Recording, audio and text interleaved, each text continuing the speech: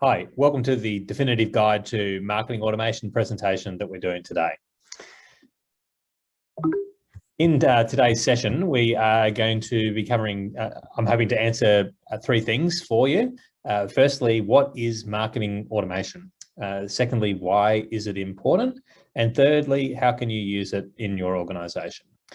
Marketing automation is a technology that you may have come across, particularly if you're currently looking at CRM. Typically, companies like ourselves that help companies implement CRM are talking to companies perhaps like yourself, and it's very common that you'll want to do things like email marketing. And it's very common for consultants like us to then suggest that you might look at something like marketing automation.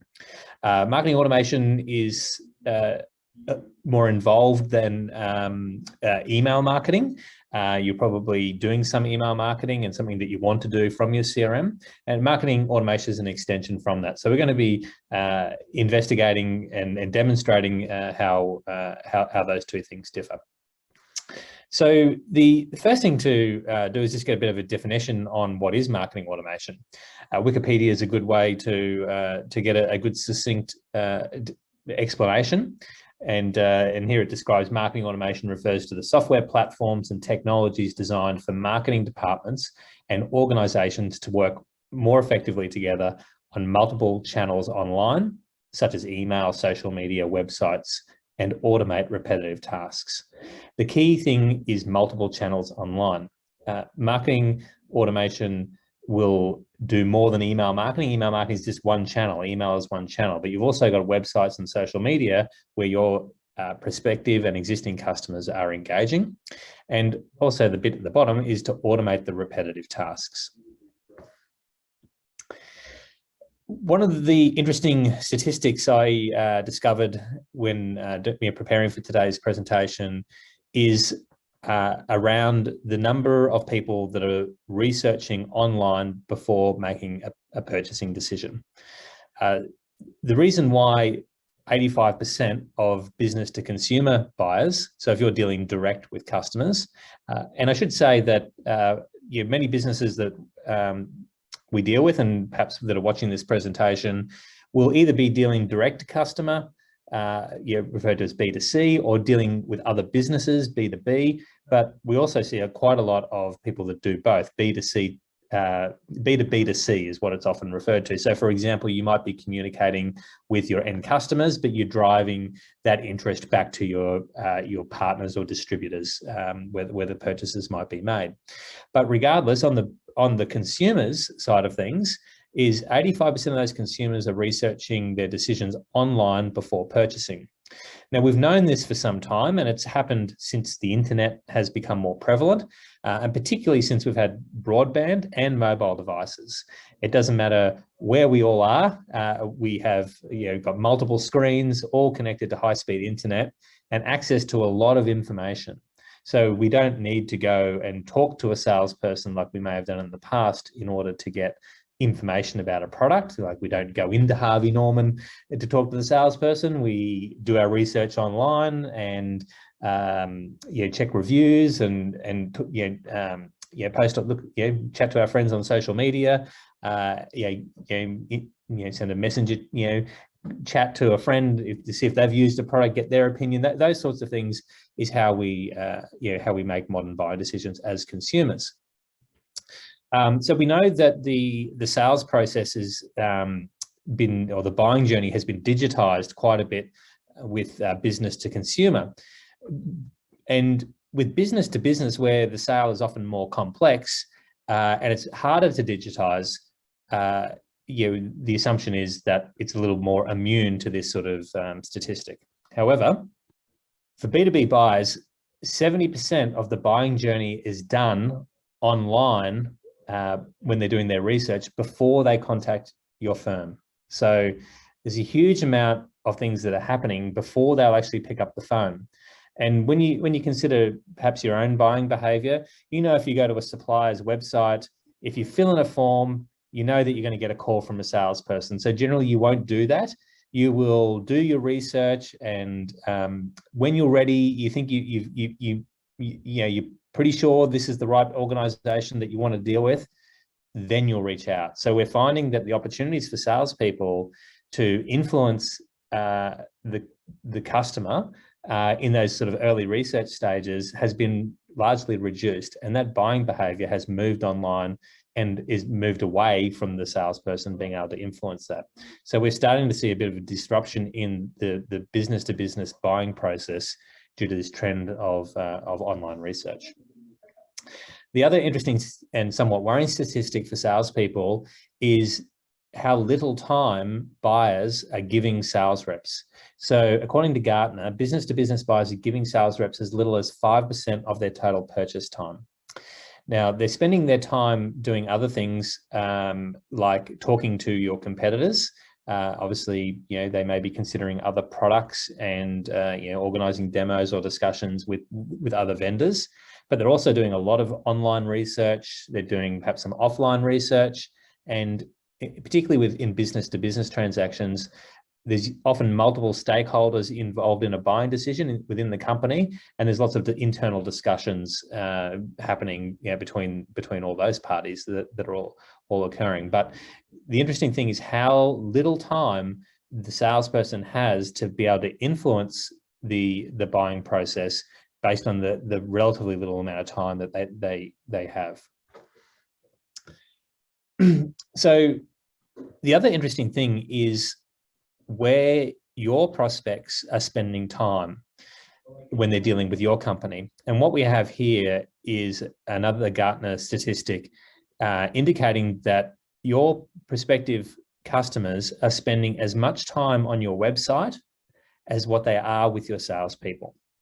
So what we have here is a series of stages that a customer has in a buying process. So they're identifying that they have a problem, they're exploring solutions, building some requirements, selecting the suppliers, validating which one they'd like to go with, and then creating a consensus within the decision makers within the business on who to proceed. Now they require different information that they're seeking at that time, but they're getting as much information from your website and online as what they are from your salespeople. So your website is getting quite a lot of attention. And this next slide from Gartner, something that jumped out from me from their research was that the company website, which is often forgotten by sales, but is nevertheless heavily trafficked by customers, is the place to start. Now, the reason why I bring this up about websites, because we're talking about marketing automation in this presentation and not websites. But what you often don't hear from the vendors of the various marketing automation products is how important your website is. It's really necessary for you to have a lot of content and keep your content up to date, and for the content on your website to support your customers through the buying process. And we can use marketing automation to direct people to the appropriate information and engage with the website. So one of the most powerful features of marketing automation tools is its ability to integrate with your website, and we'll be exploring that a little bit further in the presentation. The other thing just to mention with the website is, as business marketers, you might be looking at distribution channels like advertising on social media. That could be LinkedIn, or more social channels like Facebook or Instagram. All that paid search, Google AdWords, is quite expensive, and you're not necessarily reaching everybody in your target audience. Even if you have a lot of followers on LinkedIn and you post, the algorithms don't necessarily display that content to everybody that might be following you. However, when you have a visitor on your website, you have complete control over what they see and the content that they have access to. So I see a lot of businesses that have fairly static websites, but based on the research, I think businesses are going to need to invest more in their websites to ensure that it supports their customers through this buying process. The other interesting thing that came from Gartner is, despite the clients moving online and being able to do a lot of research themselves, and they don't have to, not necessarily talking to the salesperson until they're sort of largely they're pretty sure they've made the right decision, is how complex the digital buying journey is for people. So if we've got the sort of stages of problem identification, solution exploration, requirements building, and supply selection, it's actually quite challenging for buyers, because they're doing web searches, and they're downloading white papers, and they're looking at things on LinkedIn and comparing things on websites, and checking with peers. So there's all this offline and online things that are happening during a process, and it's not necessarily a linear process. Many years ago, it might be where somebody would do some research, find your website, contact your salesperson, get a couple of meetings together, and then they make a decision. It's quite a linear process, where now there's a lot more sort of jumping around, and there's more people involved in the process, and a lot of that is happening online. So despite the challenges for sales, there is actually some complexity and challenges for modern buyers as well. So I would say that sales people are needed to support this journey. However, according to Gartner, that the best work in digital selling is not happening with the sales departments, but rather with marketing.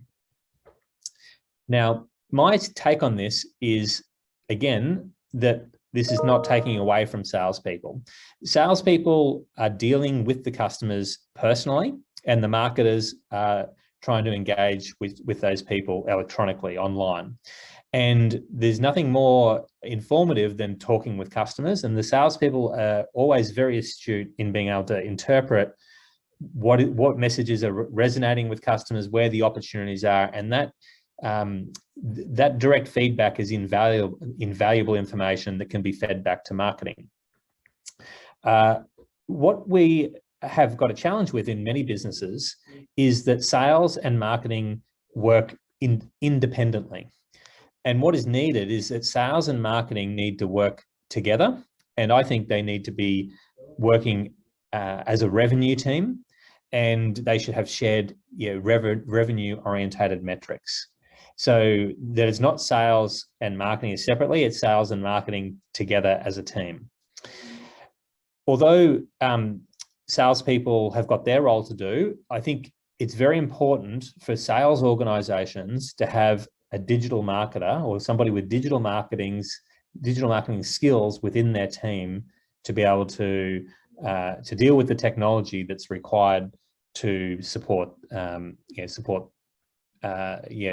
creation of content and using tools like marketing automation to be able to distribute that and run campaigns.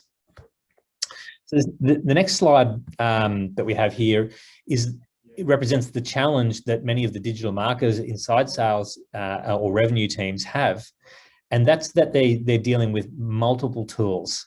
They might have a landing page builder for capturing leads. They might be using a tool to schedule social media posts. They're capturing leads via email. They're entering those leads into spreadsheets. They're trying to get information back from sales of how whether the leads have been followed up and what happened to them. They're trying to update content on the website. They've got a form where people can subscribe to the newsletter, and then they're having to upload that to MailChimp. The systems are disconnected. It's a really fragmented process. It actually leads to a really poor experience for your customers, and it really is a poor experience for the salespeople, because they're not necessarily getting any visibility. They're not getting any better quality leads. They're not getting any insight into what the customer's been doing before they got to them. It's not really leading to the outcomes that the digital marketing side of the business needs to be doing to support the revenue growth that the salespeople need to sort of handle when the opportunity arises. What we have on the next screen here is a representation of what marketing automation does. And the first thing it does is it takes all those independent products and tools that we saw on the previous slide and consolidates them into the one product. What we have here is a bit of a customer journey, and it's a good way to introduce you to the functionality that exists inside of marketing automation tools and how they work. So the first thing that we've got over on the far left-hand side is the web activity. What you can do with marketing automation is you paste a little bit of code into your website, and when any visitor comes to your website, it puts a cookie on their device, and we can then it then tracks all their behavior on your website from that point in time. Now, everyone who comes to your website is an anonymous visitor. If you go into Google Analytics, you might see that you had 100 visitors to your website today, but they're all, you don't know anything about them. They're all anonymous visitors. However, your marketing automation tool is tracking them. So every time they come back, we can look at every single page that they're looking at. So perhaps somebody does a web search, they come to your website, they get cookied, they're looking at pages. And if we look at the next little circle, they might then complete a form, and that converts them from being an unknown visitor to a known contact. Now, you've probably noticed on many websites that you'll be prompted to fill in a form to be able to download a white paper or access a video or get some higher value content. Typically, you want to have quite a degree of really good free content on your website, but when people are sort of leaning in, that they might then provide perhaps even just a first name and an email address, but they immediately become a known contact at that point of conversion. The next stage in the flow is that the marketing automation has got that as a contact. We know if they match a contact in your CRM, it will know that. If they are a new contact, it'll know what form they completed and what they're interested in. The next stage in the journey is when they've completed the form, it will send them an email saying, thank you for downloading the white paper and providing a link. It will also track that they received the email and if they clicked on it and opened it and downloaded it. Obviously, if there's a link that then takes them back to the website and they choose to have a look at some more information, again, all that behavior is being tracked.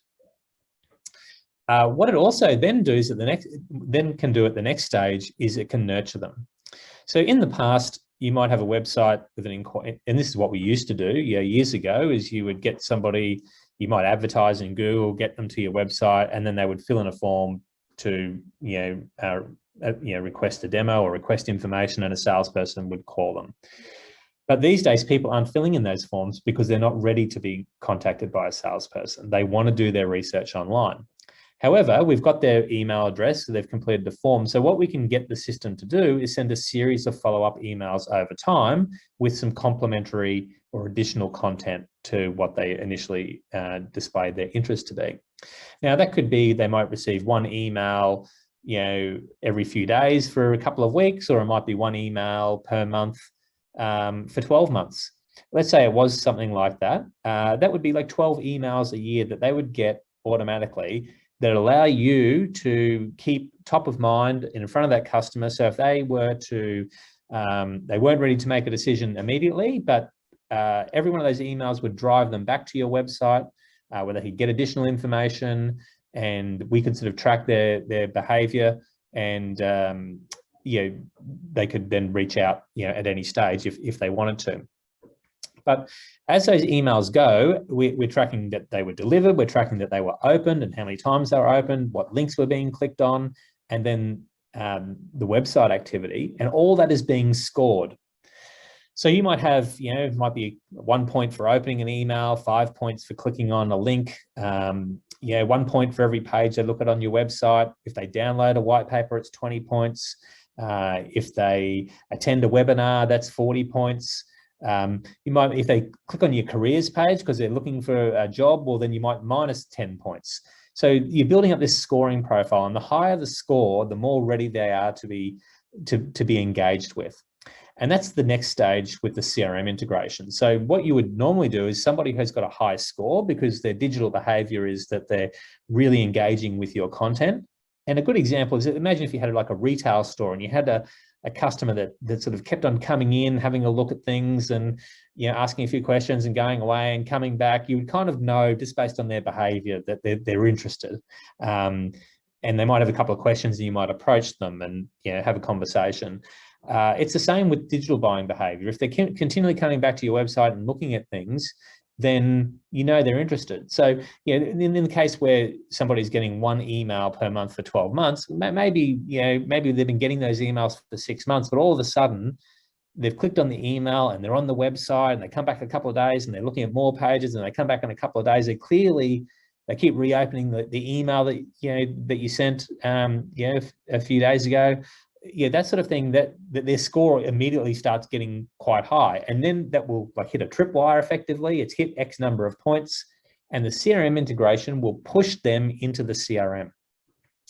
It will then do the alerting. It will assign the lead to the appropriate salesperson. Now, it could be on a round robin basis, or it might assign it to people based on geography or some of the information that we know about the contact, and it will alert them. So the salesperson gets an alert saying you've got a new lead for a marketing qualified, what we call a marketing qualified lead. Now, they can go into CRM, they can look at that lead, and then they have visibility of all the past history. They can see when they first came to the website, what pages have been looking at, when they converted, become a known contact. So maybe what white paper did they download, and what nurture sequence they've been in, what emails they've gotten, and when they engaged. And obviously they can see the total lead score, which indicates their level of engagement. This means that the salesperson, when they reach out to that customer, have a pretty good idea that firstly, that they're interested, and secondly, what they've been interested in. So that forearms the salesperson to be able to have to be confident that the person's going to be interested in talking to them in the first place, but secondly, to be able to have an idea of where that conversation would go before they pick up the phone. That leads to a better customer experience when the salesperson can have rather than saying, I heard you're interested, they might be able to say, I just sort of follow up to see if you're interested in, had any questions around it, whatever the area that the customer had sort of been indicating they were interested in looking at. And finally, the last thing that the marketing automation will do is give you very good reporting. So not only can we track the number of opens and unsubscribes and visitors to the website and that sort of thing, because it's integrated with the CRM, we can actually determine return on investment. So when a lead gets pushed to the CRM, it will track what campaign it related to. And when you create a sales opportunity in your CRM and get to the point where that sales opportunity is closed and won, we can total the revenue that has been generated by particular marketing campaigns that you've done. So it's very helpful for the revenue team to say, well, these are the sort of digital marketing activities that we've been doing, and this is how it's directly affecting the revenue. Now, my experience has been that you should get a lot of anecdotal evidence. When you run, an email marketing campaign, and you get email replies come back to you saying, "Oh yes, thanks for following up. I'm interested in what you've got to say." They're leads that salespeople will get, and that's you'll notice a lot of that will happen. But the good thing is you're going to have really good data and metrics to be able to show the business how the marketing is supporting the revenue generation goals of the business. The next slide is worth mentioning, because not only can marketing automation support the generation of new customers, people who didn't know you previously, and then they become a known contact and engage with you, and then get handed to sales and then convert, it can then actually help support the whole customer life cycle. So what we've got here on screen is a bit of a model of what happens from after the point of sale. So you might have some emails that automatically get delivered to your customers to welcome them when they're set up in the business, or the sale is closed. You might then put them into a customer newsletter list that will that you communicate new things that are happening with product launches or any other business news. You can contact them to engage, provide feedback, and all the time you can be monitoring the engagement level of your existing customers. So particularly if you've got account customers that you want to continue dealing with you, looking for the customers that are engaging with you and seeing that they are engaging with your online content is really a good sign of account health, that that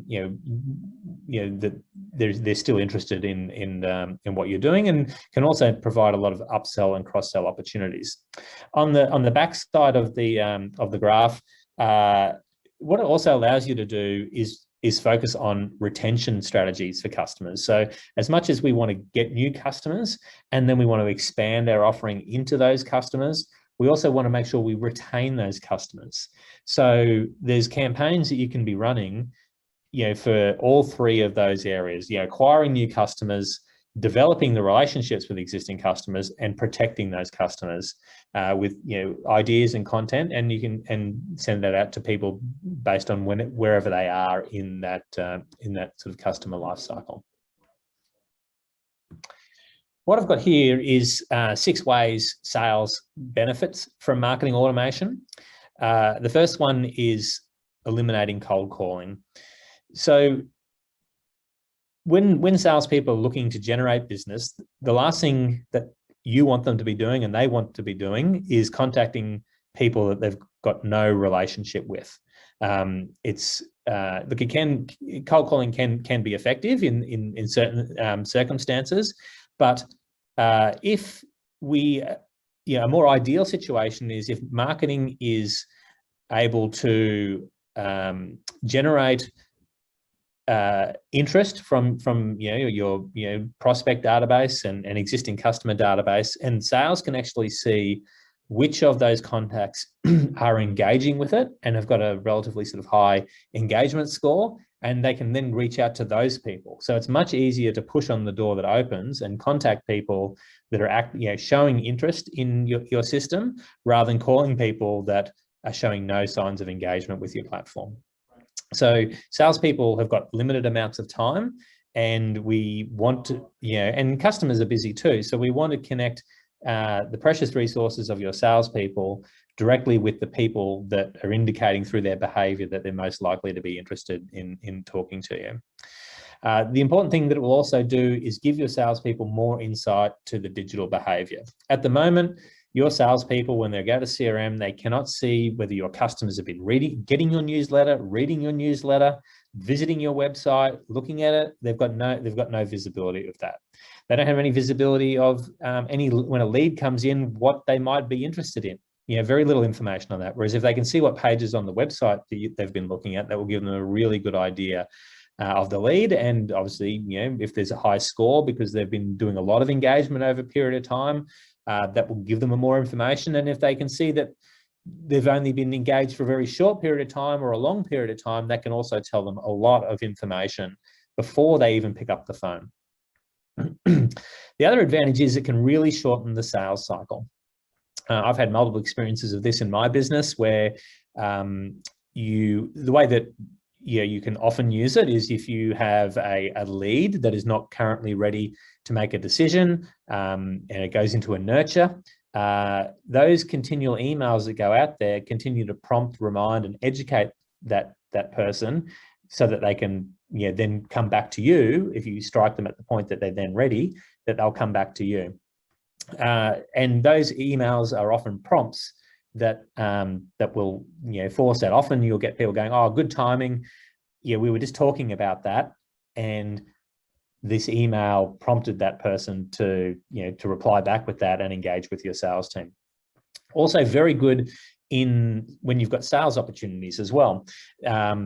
You could be dealing with a customer and have them in a nurture sequence, and it's continually providing information to them that is relevant for somebody who is in those stages of engaging with the sales team. It could be additional information that's complementary that the salesperson hasn't had time to explain to them, but will adds value to the sales process and helps the customer on their journey. The other one is making the most of email. Email is, and I've got a statistic on this I'll show you in a moment, is one of the most highest return on investment activities you can do from a marketing perspective. The ability, because it integrates with your CRM, you can do some really targeted email marketing. You can contact all the contacts that work for organizations that are in a particular industry. You can target people who are prospects. You can target people who are customers. You can target people all the contacts that are associated with currently open opportunities. You could have emails go out to people that, when you've lost an opportunity, 12 months later, it might send them an email to sort of, check in with them to see if they, if anything, if they'd like to reopen the discussion. All sorts of things that allow us to make the most of email. Another thing that you can do for a salesperson is when you're in the CRM and they're dealing with a customer, they might want to send them some collateral. They can have all the email marketing templates that marketing has done for them with collateral in the system, and they can select those and email to the customer. So rather than sort of attaching a PDF, they can send sort of rich, emails to the customers directly from the CRM. And importantly, they can add them into nurtures as well. So a salesperson might be dealing with a lead, they've called them, they're not quite ready to make a decision. Well, that salesperson can manually add them to the appropriate nurture campaign, and then those emails will get drip fed out to them over time. Also, with a sales opportunity, again, it might be a case where the customer's had to put things on hold. The salesperson can say, well, that's no problem. I'm just going to put you into a nurture sequence. I'll keep in touch with you via email and send you some information, every week or so for a little while. And if you've got any questions, or when you're ready, just reply back to one of those emails. So rather than the salesperson having to ring continually to say, have you got any updates? How's it going? What the system is doing is sending them bits of insight and educational information that is adding value to the buyer in their buying journey, rather than annoying or interrupting them, and educating them and prompting them to come back. The great thing with marketing automation that's really important to understand is how technically capable it is. And what it will allow those emails to do is, let's say it's a sales opportunity, and it's going to send out some follow-up emails because we want to put it into a nurture sequence. The emails will come from the from address of the salesperson who's managing that sales opportunity. So if I'm managing a sales opportunity and I put one of my customers into a nurture, the emails, they're going to get this 6 email sequence from my email address. But if you put your customer in there, the emails will come from your email address. So it looks like we're sending them individually. And when the customer replies back going, oh, good timing, we'd like to kick off the discussion, as the salespeople, the first that we know of it is, like, we know that they're getting them, but we're not having to send them. The customer replies back to us going, oh, good timing, we're ready to go. And that's just, as a salesperson, that's exactly what you want. You want to be talking to people who are ready to talk to you and want to talk to you. So the email is super critical. Using scoring to prioritize, because if we've got a lot of leads to work with, or we want to kind of spend a bit of time reaching out to people to try and drum up some work, we want to be using the scoring to prioritize that effort. As salespeople, our time's precious. We definitely want to concentrate on the people who are indicating that they're most interested. And also increasing the cross-sell and upsell opportunities across the customer lifetime. I think what sales organizations need to be focused on is they need to be focused on revenue metrics. Now, regardless of whether we're getting net new customers or we're trying to grow and expand into existing customer accounts, and some businesses are more focused on managing accounts, and some are more sort of sales driven. But I think many organizations feel they can improve with ensuring they're doing as much for their customers as what they can. So educating our customers on what we can do for them, and we can't just do it all in one sitting. There's just too much information. So it needs to be done over time, and we can't rely on individual salespeople to educate everybody on everything you need to do. So we need to structure it with some content and then automate it and allow it to educate over time. So, but that will generate cross and upsell opportunities across that full customer lifetime. So the last few slides I'd like to cover just briefly is some of the some statistics that support the business case for investing in marketing automation.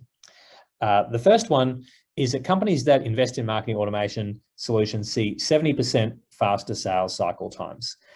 That is largely because of the nurturing capabilities, and there's another statistic that will support that in a moment. 451% is the increase in qualified leads experienced by businesses that use marketing automation to nurture their prospects. So what we don't want salespeople just getting a high quantity of leads. We want them getting qualified leads. So it doesn't matter if we reduce the number of leads, but we want to really increase the number of qualified leads. Again, that's the nurturing feature of marketing automation that supports that. B2B organizations that have got tightly aligned sales and marketing operations achieved 27% faster 3-year profit growth. Again, the idea that you need a digital, like if you're going to invest in marketing automation, you need somebody, whether it comes out of your sales organization or from the marketing team, you need a digital marketer who can work with the website around the content that's going on there and can set up the campaigns in the marketing automation and works closely with the sales team to execute and come up with campaigns and execute them, and also to analyze the results and then to iterate. We've got to be working together as a team, and you definitely need, I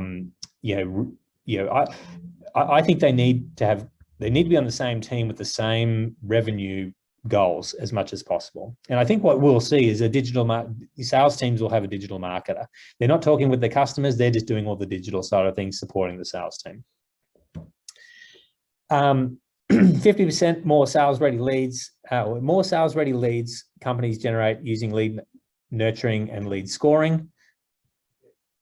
Yeah, so 50% more sales-ready leads for companies using lead nurturing and lead scoring. Sorry, it's a bit hard to read that quote. So more sales-ready leads at a lower cost. And we're using the nurturing and the lead scoring and leading to a lower cost per lead. One of the things we see is organizations will generate leads. The salespeople will engage with them. Not everybody is ready to make a decision at that point. And so then the lead just gets forgotten about in a lot of cases. But we know that many of those people will make a decision at some point and buy from you or your competitor. Once you've got that lead, it's so valuable that, if they're not, it's never no, it's not yet. They might not, they may not everyone's going to be ready at the point, that they become a known contact or make the initial inquiry, even have a discussion. Part of the sales process, they might be ready to have a discussion. They kind of get an idea of whether or not you can or can't help them. That's so valuable, but salespeople do not have the time to follow up all those people as often as they would like. So we need to put them into a nurture sequence that does manage that, and it really reduces the cost per lead, because we don't need to go and do a lot of marketing to generate a lot of leads to find the people that are ready now. We can just get every lead that comes in. We're going to, obviously we'll help the ones that are ready now, but the ones that aren't, we will nurture, and when they are ready, they're going to be much more likely to come back to you. This one just highlights the extraordinary return on investment for email marketing. And when you think about email marketing, when you've got a marketing automation tool integrated with your CRM, just how segmented and targeted you can be. So gone are the days where you would just do the one email broadcast to everybody in your database. Like, I'm going to send the newsletter to all the customers and all the prospects, and the newsletter will have everything about every product that we do. It's too much information. A lot of it may not be relevant to where they are in the buying journey or what their areas of interest are. So, it's not very engaging. It's much better to be able to send the right information to the right people. So for many of the people watching this video, it's quite possible that you've got products that could be used by different industries, but used for slightly different reasons. So the way you market the product to, say, a medical type customer, like a hospital, might be very different to how you might market it to a veterinarian. So we've got a client that does X-ray equipment. So they've got different. The hospital's got different needs and requirements, and you have different imagery to what you would if you were marketing to a vet. So but even though it could be the same product, if we know what their industry is, which is in CRM, we can be much more targeted and really drive up that ROI. Nurtured leads, this is the final statistic. Nurtured leads make 47% larger purchases than non-nurtured leads.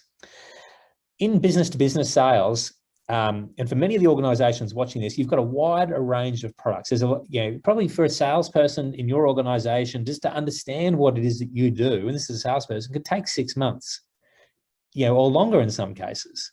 How do we expect customers to know everything that you can do with the limited time that they're getting to talk to your salespeople for them to educate them? It's not possible. So when we're nurturing them over time, there are opportunities to be able to educate the customer on other things that you do. So when they are ready to engage with you, they might say, well, I know I was interested in this particular product initially, and I've been getting your emails over time, and I've learned that we can also do this and this and this. And what we're actually really think we need is a combination of all those things. Whereas if they weren't aware of that, then they would just only engage with you for the particular product that they initially inquired on. So this nurturing, it's actually a blessing, I think, in a way that we get more time to engage with people before they're ready to buy, because it gives us time to educate them on what else that we can do for them. The final slide that I'd like to show is a representation of what a sales growth platform for businesses needs to look like. Most businesses watching this video would have a website and probably have a CRM system. And what you're missing is the marketing automation piece in the middle. Now, the marketing automation, as we've described, integrates with the website. It can track all that user behavior. It also has forms, and we can build landing pages as well that will convert those unknown visitors into known contacts. And the marketing automation can then do the nurturing via email, and we can also do targeted email broadcasts to those people, and it will then score their behavior based on people interacting with your website. Those leads will then be pushed to the CRM, where the salespeople can engage with it, and the salespeople can see all the history of the customer's engagement with your website and the marketing automation. So what pages they've visited on the website, when they first filled in the form on the website, what emails they've engaged with from the marketing automation, what nurtures that they've been in. All that information is going to be visible to the salesperson when they engage. And it also allows the marketing automation to reach into the CRM to get access to the contact information and the company records to be able to do targeted email broadcasts. So that's where you can do those, give us all the contacts that are in a particular industry or in a particular location that are prospects and not customers, or give us all the people that are in sales opportunities in North America where the sales opportunity relates to a particular product. Whatever it might be, it can query the CRM to get that data to do the targeted marketing. So what we have at the bottom, though, is what I call the selling team, which is a combination of the salespeople and a digital marketer. Now, the digital marketer is working with the website and the marketing automation platform. There's only two things they really need to work with. And the salespeople are working out of the CRM. They can be getting shared reporting and sharing information on return on investment and the success of campaigns. But the digital marketers are working with the online experience, and the selling team, the salespeople are working with the in-person experience. So that really completes the webinar today. I hope you found that to be helpful. Finally, I'd just like to show a screen on a couple of recommended platforms. We support 2 marketing automation platforms. The first is a product called Act On. Act On has an advantage in that it works with all major CRM platforms, including Salesforce and Microsoft Dynamics. And another one that we really like and we use ourselves is Sugar Market by Sugar CRM. Sugar CRM has got a fantastic customer experience platform where it has the sales CRM and also a customer service CRM, and it's got the marketing automation piece as well. So we can support the whole customer life cycle. So if you're interested in meeting to discuss how you can optimize your business for growth using tools like marketing automation and CRM, I'd encourage you to visit our website where you can schedule a free 30-minute Zoom consultation, and we can discuss your unique requirements.